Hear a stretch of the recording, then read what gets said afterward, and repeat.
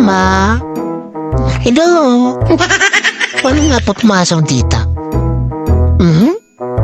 Nasaraduhan na ako kaya sa bintana dadaan ako dadaan. Hindi na kasi ako natulog kagabi. Gusto ko nang matulog.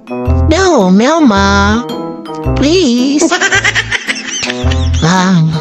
Mukhang walang tao Dadaan ako dito sa bintana.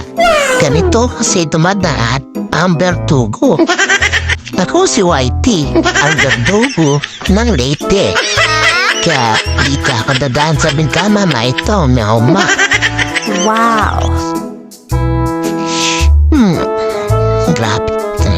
Hirap ka na ito dito sa bintana ito. Kato naman balik tayo, balik. Hindi na nabubuksan yan Wala pag-asa to mga idol.